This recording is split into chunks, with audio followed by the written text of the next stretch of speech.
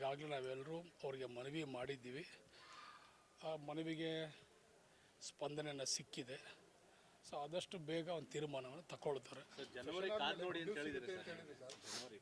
ಇವತ್ತು ಹೇಳ್ತೀನಿ D K Shivakumar ಅವ್ರಿಗೆ ಮುಖ್ಯಮಂತ್ರಿ ಸ್ಥಾನವನ್ನು ಬಿಟ್ಕೊಡ್ಬೇಕು, ಅವ್ರಿಗೆ ಅವಕಾಶ ಕೊಡಬೇಕು, ಅವರೊಂದು ಸಲ ಮುಖ್ಯಮಂತ್ರಿ ಆಗಬೇಕು ಅಂತ ಹೇಳಿದ್ದೀವಿ.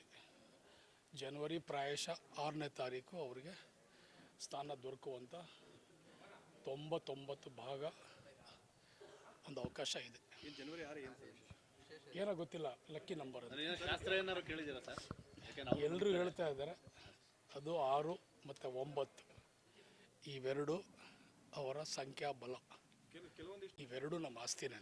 ಸಿದ್ದರಾಮಯ್ಯನವರು, ಡಿ ಕೆ ಶಿವಕುಮಾರ್ ಅವರು ಎರಡೂ ಕೂಡ ಕಾಂಗ್ರೆಸ್ ಪಕ್ಷದ ಆಸ್ತಿ, ಈ ರಾಜ್ಯದ ಆಸ್ತಿ. ಇಬ್ಬರು ನಾಯಕರು.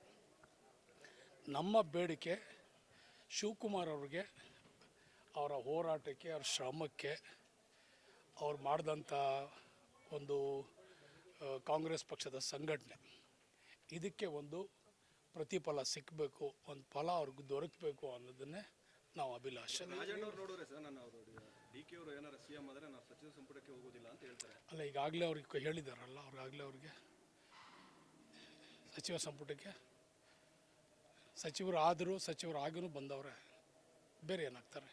ನೀವು ನೋಡಿದ್ರೆ ಈ ಥರ ಹೇಳ್ತಿದ್ದಾರೆ. ಯಡಿಯೂರಪ್ಪ ಸಿದ್ದರಾಮಯ್ಯ ನೋಡಿದ್ರೆ ಹೈಕಮಾಂಡ್ ಯಾವುದೇ ರೀತಿ ನಾಯಕತ್ವ ಬದಲಾವಣೆ ಮಾಡಲ್ಲ ಅಂತೇಳಿ ಹೇಳಿದ್ದಾರೆ ಅಂತ ಹೇಳ್ತಾರೆ. ಅವ್ರು ಯಾರೇ ಹೇಳ್ಕೊಳ್ಳಿ, ರಾಜ್ಯದ ಜನರು, ಈ ಭಾಗದ ಜನರು, ನಮ್ಮ ಶಾಸಕರು, ಸಾಕಷ್ಟು ಜನರು 90% ಅವರೆಲ್ಲರೂ ಕೂಡ ಶಿವಕುಮಾರ್ ಅವ್ರಿಗೆ ಒಂದು ಅವಕಾಶ ಕೊಡಬೇಕು ಅಂಥೇಳಿ ಎಲ್ಲರೂ ಮನವಿ ಮಾಡ್ಕೊಂಡಿದ್ದಾರೆ. ಎಲ್ಲರೂ ಆಸೆ ಇದೆ, ಮಾಡ್ತಾರೆ. ಅಲ್ಲ ಸರ್, ಇಷ್ಟು ಕನ್ಫರ್ಮ್ ಆಗಿ ತಾವು ಜನವರಿ 6ನೇ ತಾರೀಕು ಅವರು 99% ಸಿಎಂ ಆಗ್ತಾರೆ ಅಂತ ಹೇಳ್ತಿದ್ದಾರೆ. ಯತೀಂದ್ರ ಅವ್ರು ನೋಡಿದ್ರೆ ಈ ರೀತಿ ಹೇಳ್ತಾರೆ. ಅವ್ರು ಏನೇ ಹೇಳ್ಕೊಳ್ಳಿ, ಶಿವಕುಮಾರ್ ಅವರು ಮುಖ್ಯಮಂತ್ರಿ ಆಗ್ತಾರೆ 6ನೇ ತಾರೀಕು. ಆಕಾಂಕ್ಷೆ ಅಂತಿರಲ್ಲ, ಶಾಸಕರ ಬಲ ಇಲ್ಲ ಅನ್ನುವಂಥದ್ದು. ಇಲ್ಲಿ ಶಾಸಕರು 140 ಜನ ಶಾಸಕರಿದ್ದಾರೆ ಕಾಂಗ್ರೆಸ್ಸಲ್ಲಿ. ಶಾಸಕರ ಬಲ ಏನಿಲ್ಲ, ಒಂದು ತೀರ್ಮಾನ, ಒಂದು ಬದ್ಧತೆ. ನಮ್ಮ ಕಾಂಗ್ರೆಸ್ ಪಕ್ಷ ಒಂದು ಶಿಸ್ತಿನ ಪಕ್ಷ. ಸೊ ಕಾಂಗ್ರೆಸ್ಸು ಯಾವತ್ತೂ ಕೂಡ ವರಿಷ್ಠ ತೀರ್ಮಾನಕ್ಕೆ ನಾವೆಲ್ಲರೂ ಬದ್ಧವಾಗಿರ್ಬೇಕಂತ ಹೇಳಿದ್ದಾರೆ. ಸೊ ಯಾವ ಪಕ್ಷದಲ್ಲಿ ಏನಿದೆ ಗೊತ್ತಿಲ್ಲ, ಕಾಂಗ್ರೆಸ್ ಪಕ್ಷದಲ್ಲಿ ಒಂದು ಶಿಸ್ತಿದೆ. ವರಿಷ್ಠ ತೀರ್ಮಾನಕ್ಕೆ ನಾವೆಲ್ಲ ಬದ್ಧವಾಗಿರ್ಬೇಕಂತ ಬದ್ಧತೆಗೆ ನಾವು ಸಿದ್ಧವಾಗಿದ್ದೀವಿ.